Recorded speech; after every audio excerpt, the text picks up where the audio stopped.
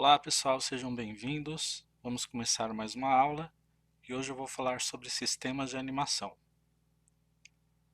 Dos jogos 2D, com certeza os jogos de luta são aqueles que elaboram mais as animações do personagem por conta desses personagens terem mais frames de movimento, mais imagens, e existe um ajuste de tempo para que você sinta a força do impacto dos golpes. Quando eu comecei a desenvolver com o Phaser, eu notei que existia um certo problema em relação ao sistema que é utilizado nele. Porque apesar desse sistema ser muito simples de utilizar, eles tratam o tempo como uma constante. Então eu desenvolvi o meu próprio sistema em que eu posso ajustar o tempo de cada quadro de animação individualmente. Desta forma, eu tenho uma animação muito mais interessante e profissional. Nessa aula eu vou mostrar como eu desenvolvi esse sistema e por que você deve utilizá-la nos seus jogos. Vamos lá? Bom, então aqui a gente tem o projeto em funcionamento.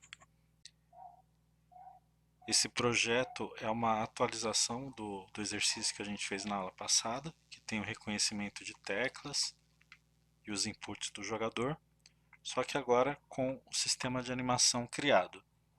Então o que nós temos aqui é basicamente um contador de frames que vai aumentando continuamente, 60 frames por segundo. Nós temos também um ID de animação. Cada animação do personagem ele vai ter um ID único, né, uma identificação numérica. Então 0, 1, 2, 3 e assim por diante. Nós temos também o nome da animação, nesse caso animação ataque forte. E nós temos animação start, que registra o frame em que essa animação começou. Isso é importante para mim fazendo a troca de quadros. Conforme o tempo passa, eu vou trocando os quadros de acordo. Então eu tenho que saber em que momento essa animação começou. Eu guardo isso na variável AnimStart. E temos também o frame de animação. Então aqui você pode ver que ele vai de 1 a 5 e o total de quadros é calculado automaticamente pelo sistema que eu criei. Agora a gente vai ver isso como funciona no código. Bom, aqui no código, essa parte inicial não se altera em nada. O que vai ter de novidade aqui seriam as variáveis, que eu criei algumas variáveis para controle de animação agora, logo depois das variáveis de input. Então se você não sabe por que eu fiz isso aqui, assiste a aula passada para você entender. E em relação às variáveis de animação, eu criei algumas, né? Então essa AnimName é o nome da animação, é um texto, então por isso que está entre aspas. Geralmente no começo do jogo eu teria animação parado, tá? Mas para esse exercício eu coloquei animação de ataque forte. Nós temos o ID de animação, no caso é ID número 1, corresponde aqui, ó, como vocês podem ver aqui embaixo, ao ataque forte. Nós temos em que momento a animação começa. No começo do jogo começa em 0, né? No frame 0, no início. Qual é o frame de animação que vai ser exibido? É o primeiro quadro. O total de frames da animação e quando ela termina, que são essas variáveis aqui, elas são calculadas em tempo real, tá? Então eu iniciei aqui com 0, mas durante a execução do jogo elas vão sendo atualizadas. E aqui a parte mais importante, que é uma matriz, né, bidimensional, como se fosse uma tabela do Excel, onde eu coloco todos os movimentos e cada tempo de animação para cada golpe. Então aqui eu tenho duas animações, o parado, que eu não cheguei a implementar, mas só para vocês entenderem como é a estrutura. Então aqui eu tenho uma animação que é o parado e aqui eu tenho outra, o ataque forte. E como essa animação é a primeira a ser declarada, ela é a ID 0 e essa daqui é a segunda a ser declarada, então ela é a ID número 1. Então começamos em 0 e vai crescendo continuamente. Se você for adicionar uma nova animação, é importante que você coloque vírgula no final e só a última você não coloca vírgula, tá? Para que a estrutura aqui fique correta. Além dessas variáveis que eu criei, eu também defini aqui as imagens que eu vou utilizar. É importante, nesse caso, que você coloque o nome do movimento seguido do número. Então, aqui ó, nós temos 5 quadros de animação. Continuando aqui, depois que eu faço a declaração das imagens, aqui no Create eu crio alguns objetos, padrão que a gente viu lá na primeira aula, não muda nada. Eu alterei um pouquinho aqui o debug, deixei a fonte um pouco maior para ficar mais fácil para vocês verem. Mudei um pouquinho o posicionamento dele. E aqui no debug em forma de texto, eu também alterei para ele exibir as informações de animação agora, tá bom? Então vocês podem ver que não é muito diferente do que a gente já fez na primeira aula. É só exibir variáveis e texto.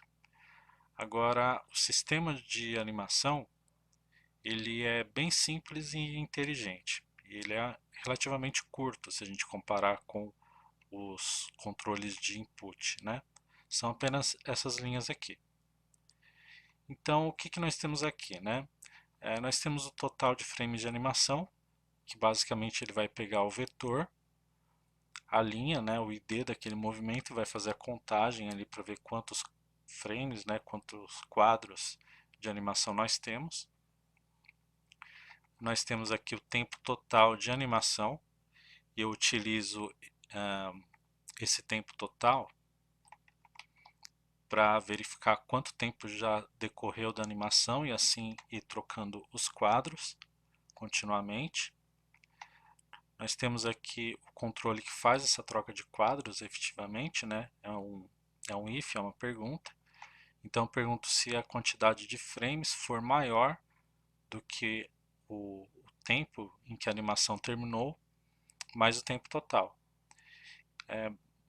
Basicamente o que ele faz é verificar se o tempo decorrido é superior ao tempo daquele frame. E aí ele atualiza o frame. Então isso aqui já vai fazer a troca da imagem, né? E aqui, logo embaixo, eu faço a troca da textura, onde eu pego o nome do ataque mais o número do frame que foi atualizado aqui em cima. Assim ele vai aumentando os frames, vai percorrendo todos os frames de animação, só que vai chegar um determinado momento em que vai estourar. Você vai ter um número de animação de frame maior do que a quantidade de imagens que você tem. Quando isso acontecer, aí ele vai executar isso aqui, ó, que é onde eu faço o reset da animação. Então, se a quantidade de frames for maior do que o total de frames, aí a animação terminou, e aí eu poderia ou carregar uma outra animação, ou resetar a animação que está sendo executada, que é o que eu faço aqui. Então eu simplesmente coloco lá o nome da animação que eu quero, o ID, faço com que ela inicie novamente, inicie do primeiro quadro, e aí faça a contagem total de movimentos e eu desativo o Animation End, tá? Então esse controle que eu criei, ele vai funcionar muito bem para executar a animação, mas ele não é um sistema que está completo, porque apesar da animação ser executada corretamente, eu preciso de um sistema de suporte para que eu faça com que esse objeto tenha um comportamento, uma troca de estados. A gente chama de máquina de estados, tá? E essa parte de máquina de estados eu vou desenvolver na próxima aula. Imagina o seguinte, tem algumas animações que elas são infinitas. Por exemplo, a animação do personagem parado. Você fica ali com ele parado e ele fica respirando, fica tendo ali o seu loop de animação, e é um loop, né? Ele fica infinitamente, até que você aperte algum botão. Nesse momento, a animação parado é interrompida e é executada outra animação, pode ser andar, pode ser ataque, e etc. Quando essa animação termina, por exemplo, a animação de ataque, quando ela termina, ele volta a ficar parado.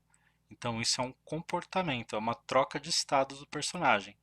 Ele troca do estado parado para o estado atacando, e quando termina a animação de ataque, ele deixa de estar no estado atacando e volta para o estado parado.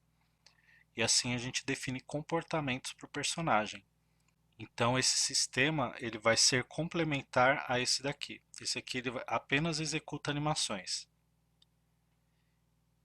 E já na próxima aula eu vou mostrar como a gente pode trocar de uma animação para outra dependendo do comportamento, dependendo das regras que a gente criar no nosso jogo. Agora eu gostaria de testar esse sistema com vocês e eu vou fazer esse teste da seguinte maneira. Eu vou vir aqui logo no comecinho do update em que ele aumenta os frames sem parar. Eu vou colocar uma regra aqui. Eu vou fazer o seguinte, eu vou colocar um if, né, uma pergunta, e eu vou dizer assim: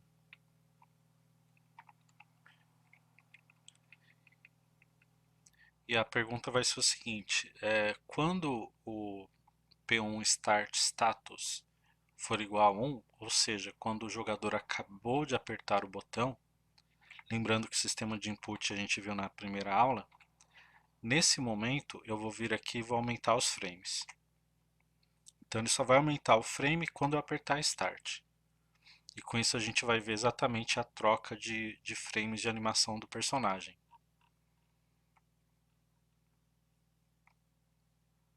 Agora na hora de declarar os tempos de animação, os valores de tempo, eu vou colocar aqui apenas para teste.